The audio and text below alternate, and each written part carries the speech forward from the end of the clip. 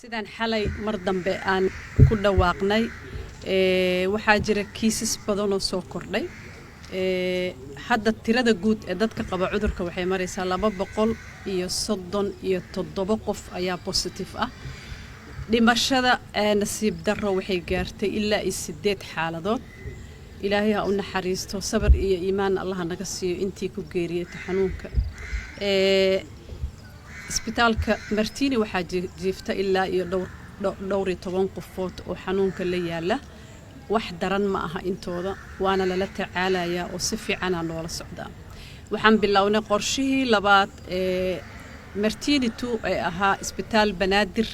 inaan qayb ka helnay oo aan sidaan shalay ku wargelinay saxaafada qayb loo gooyay hadii lacala uu buuxsamo isbitaal Martini in iyadana dhinacan loo wareejin karo saakay waxaa howl galaya shirkadda Hormuud oo aan aad iyo aad ugu mahad celinayo oo naga kaalmeynaysa in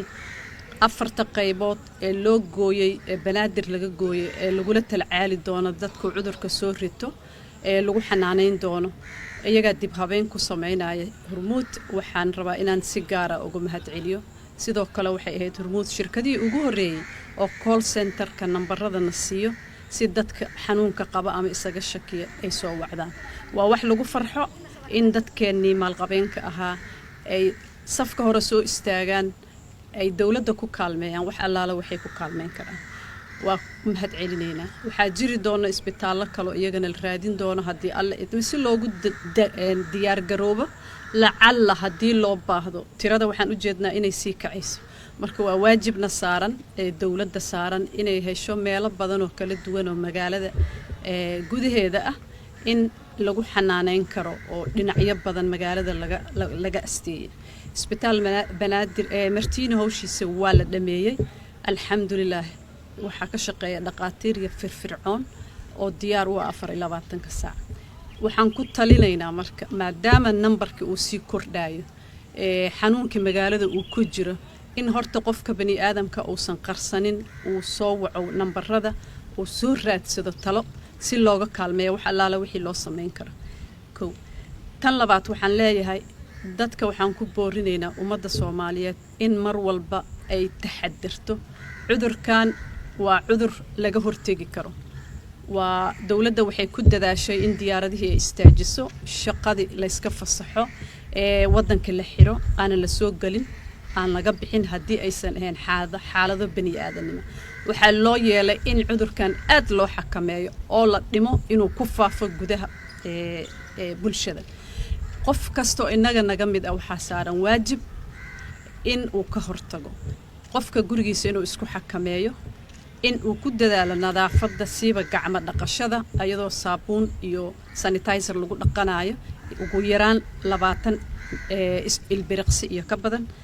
in ma aragtay meelaha goobaha la isugu taga aan la tagin sidaad la socotaan banda waa lagu soo rogay magaalada wax kale looma yeelin xayiraadaas waxa waa in hoos loo dhimo chanska in dadka ay isdhex galaan tirada dadka uu ku dhacay cudurka waxay u badan tahay dadka dhalinyarada 20 ilaa iyo 40 jirka alxamdulillah waa dad intooda badan xoog leh oo immunity-gooda u fiican yahay laakiin ogaada qofka jirkiisa mar haduu jeermiska galo waa gudbinayaa xataa haduusan xanuunki ilaahay oo ku ridino oo san ku dhicin marka ha u gudbinin xanuunka reerkaada iyo cidaada iyo saaxiibadaada iyo dadka aad jeceshahay gurigaada joog isxakame hadii aad aragto calaamadihii takhaatiirta iyo dadka cilmiga u leh ay sheegeen oo la leeyahay intaan waa calaamadaha soo raadso kaalmo caafimaad waxaan kaloo rabaa inaan ka codsado dhakhaatiirta iyo isbitaalada magaalada joogto Dr. Fujana waa iiga dambeyn doona si fiican waa u sii sharxi doona dadka ha ka celinina isbitaalada markay yimaadaan qofka waa waajib inuu soo raadsada xarun caafimaad haduu dareemo caabuqa calaamadihiisa ama xanuun kale inay yacni iyagoo taxadaraya qofkii qaabilaan kadib noo soo gudbiyaan waxaa kaloo jira xaalado badan dad masaakiin ah oo xanuunsan oo xanuuno aad u daran qabo oo kooma qaarkood ku jiro last minute qofkii markuu dhiman rabo inta la soo naloo soo saaro ambulance isbitaalka la keeno oo wax yar kadib dhinta ma aha wax laga qurxoon yahay qofka bani aadamka waa loo tagaya